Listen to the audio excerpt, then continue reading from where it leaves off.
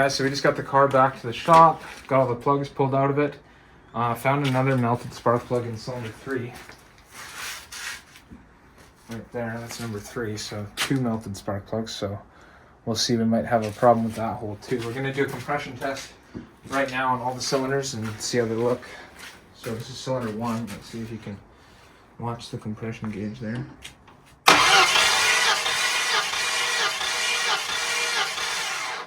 Pretty good. That looks like it's about 125, 130. Yeah, right about 130.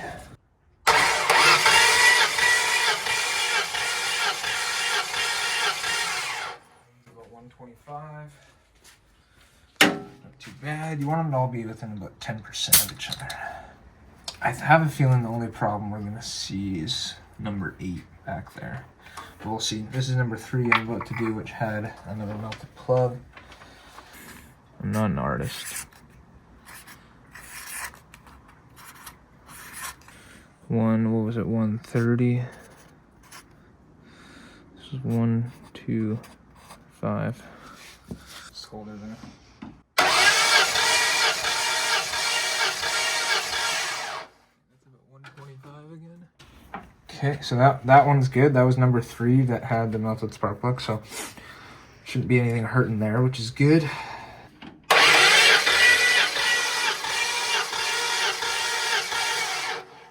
That one's about 120. That's number 4. So that's still within 10%. Totally fine. So yeah, it's looking like worst case Ontario here. We're gonna have to well, worst case Ontario, we got a bad hole in number 8. We'll see here. But if I do pull one head, I'll probably end up pulling both just because I got different head gaskets to go in this thing. They're a bit thinner. And I wanted to deck both the heads down anyways to get a little more squeeze out of her. But we'll just see. Here we go.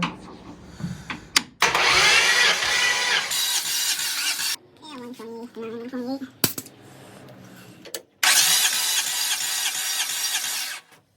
Mine's about 124.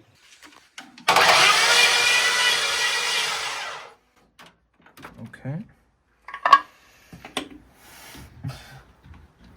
Yeah, that's definitely getting a good seal. That's funny because I was at the track. Here, let's try again.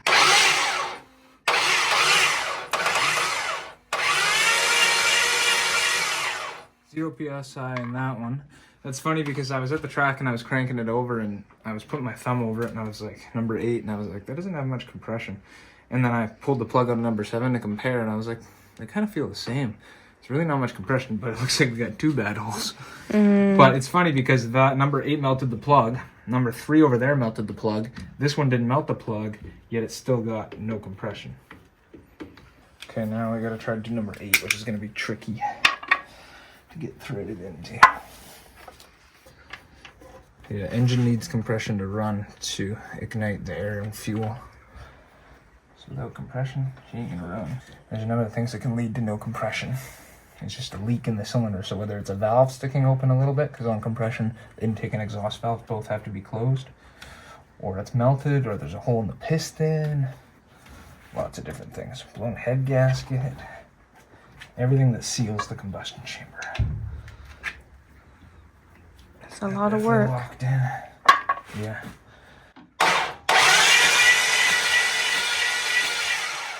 Zero in that one as well. So we got 0 compression in number 7 and number 8. Okay, so we definitely have to pull that head off to fix it. But once you're that far in, you might as well pull both. We'll see. Especially if I want to do those other gaskets. But we'll start by pulling that head off and make sure we've got a handle on that, and then while I'm waiting for it to come back or whatever we got to do, I'll probably end up pulling another one off. We'll just see. So write 0 down for both those. 0, 0 for 7 and 8.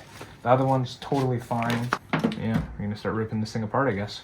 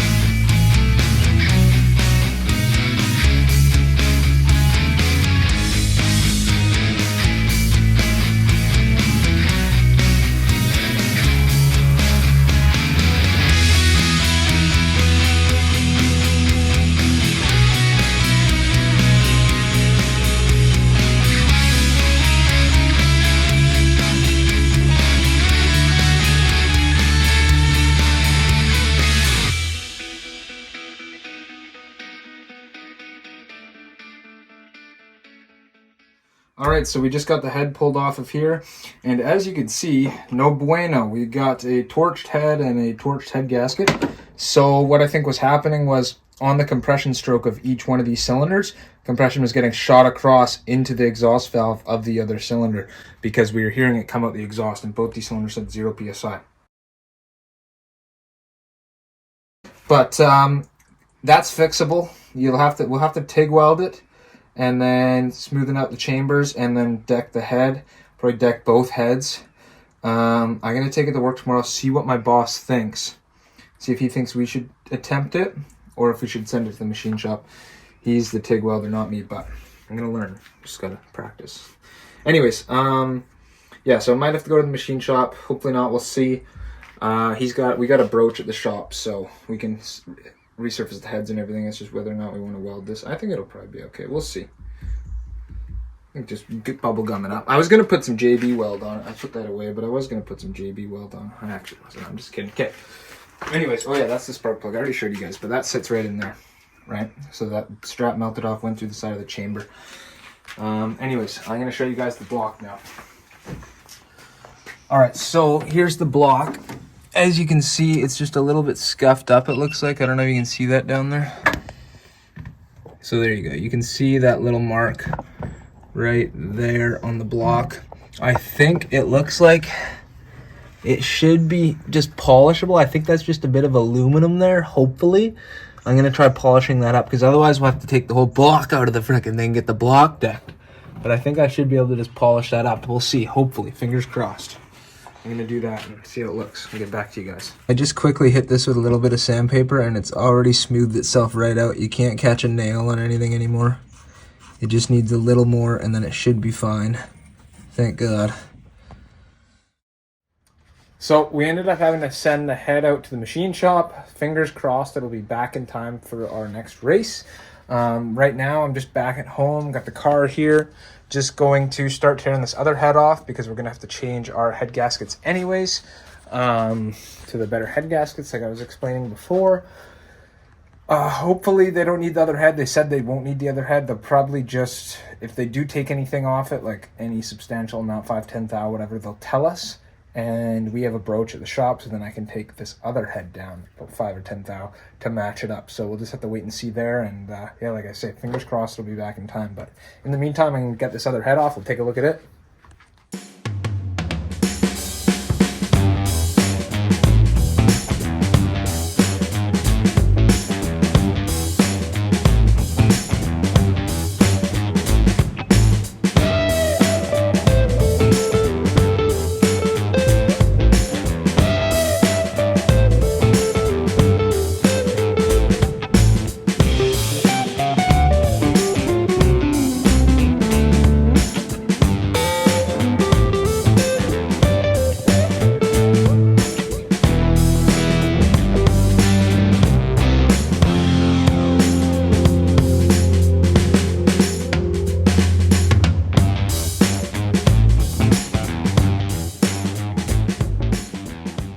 We just got our valve train off here and our head off here. This head's looking great compared to the other one. Awesome.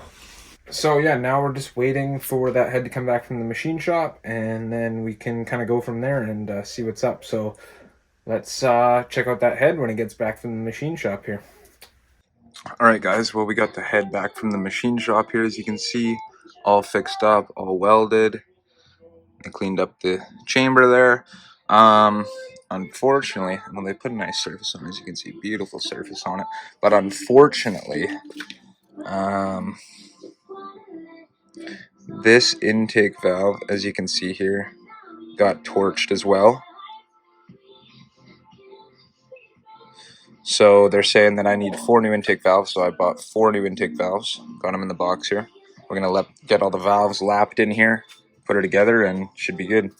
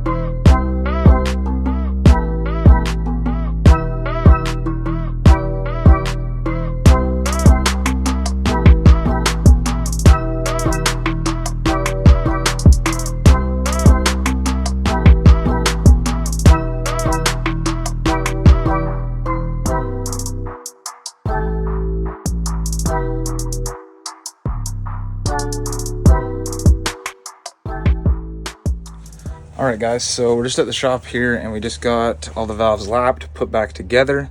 As you can see here, all the keepers in, looking good. Oh yeah. So now we just got to take this bad girl home and put her on the car and get her all back together, get her fired up. Alright, we're back at home here and we've got both heads side by side. As you can see, this one's looking nice and fresh. Just got to clean this guy up, get all our surfaces cleaned up on the deck, both sides, clean up this stuff, and then we can start putting her together.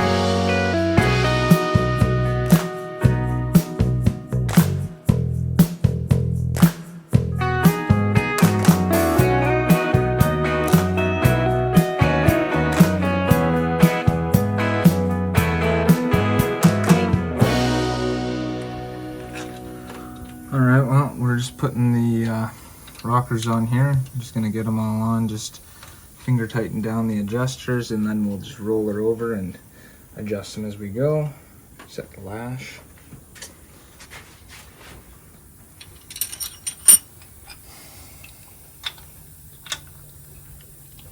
Gotta watch out for that. Those spin around on them sometimes.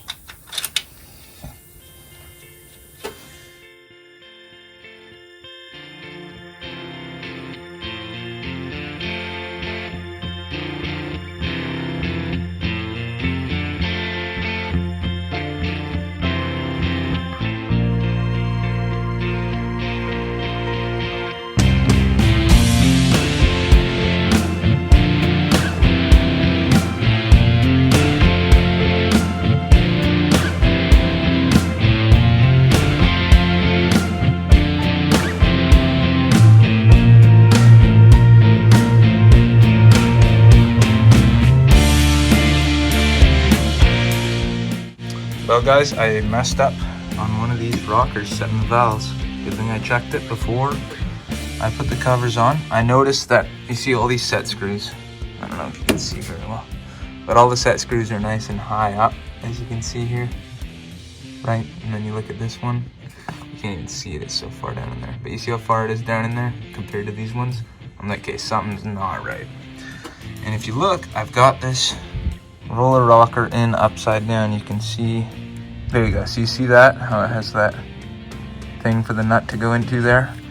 And then if you look at this one, it doesn't have that because it's upside down.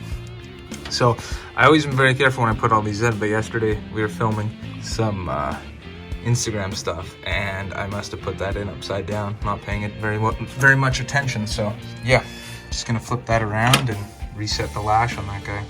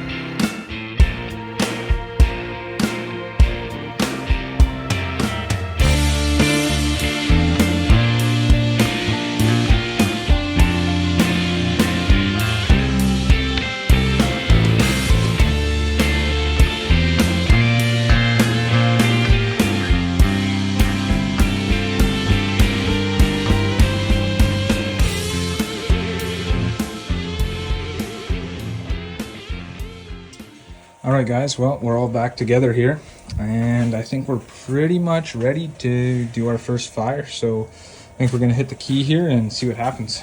Hopefully it starts up, doesn't leak anything, runs good. I was going to check the cranking ignition timing, but I don't have my timing light here, so I'll get that from work, check that later, but I think it's close enough to run it.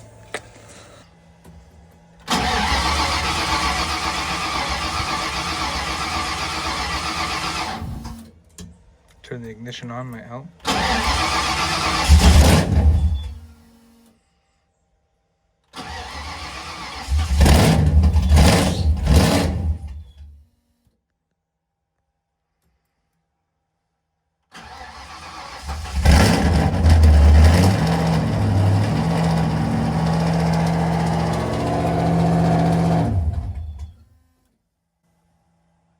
Just go make sure there's nothing leaking here.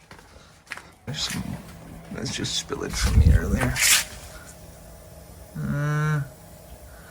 We got something dripping back there. What have we got dripping? Where's my flashlight? Looks like water. Looks like we've got some water dripping back there. That means it's probably leaking out of our intake. But I don't see anything leaking there. Just a bit of water dripping back there. Seems pretty dry to me.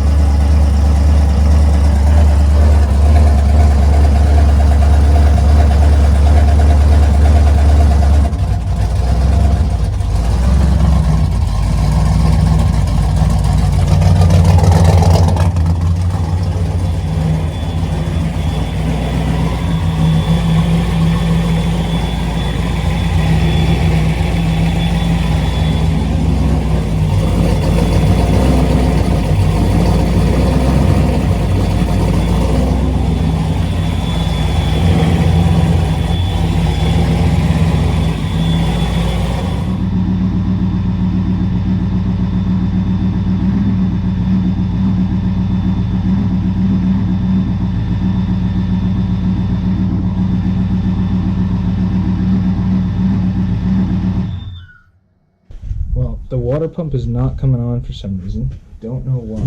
Nor is the fan. They're all on the same output. Just need to find a test light. Well, guys, we found our problem.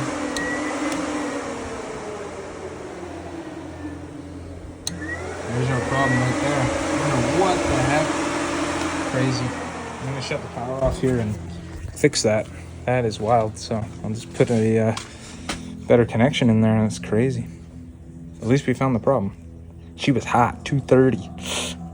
Because it had, as you can see, it had 229 there, but it was showing nothing here on this one yet, and that's what happens when there's a bit of air in those ones for whatever reason. The mechanical ones, they just show 0. So I'm gonna fix that, and then we'll fire it up again. Well, I went to put a nice connection on there, and it was going great till I forgot to put the freaking heat shrink on, like always, so I just wrapped it in tape, but way better connection now. I'm just going to turn on the fan here. If I turn on the ignition, the fan and water pump will come on. And I wanted to just turn them on right away without it running and just cycle all the water through, so we see if we had any leaks, and that way it wouldn't have any air pockets like this.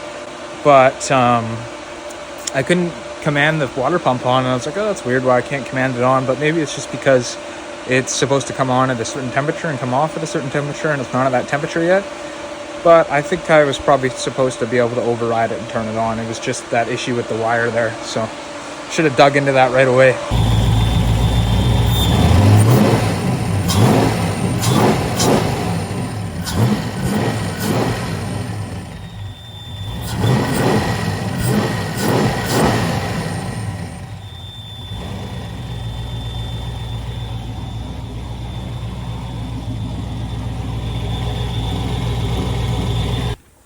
And there's definitely something that's a little noisy in there. Maybe the valve train. Maybe have to check the valve lash once more and just double check it, but something's making some noise.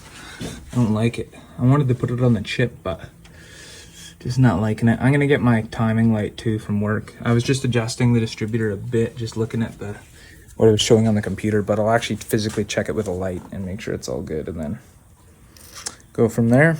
Maybe we'll put it on the chip later. Alright guys, so we're just resetting our valve lash here. I did that side already, just doing this side, got our valve cover off. Just checking it all, the other side, that was a bit tight. Oh, it's not too bad, it's just a tight 10. The other side, there was one that was like 22, one that was like 17, so definitely some that were a little loose, so tightening those up, that should hopefully get rid of that noise we had. And then I brought my timing light home so we can do our timing. I'm gonna just resync the distributor as well, and then make sure the timing's right, and then we'll run it up, put her through the gears and everything, make sure she's all good, maybe put her on the chip, and we should be ready for race weekend this weekend. Fingers crossed.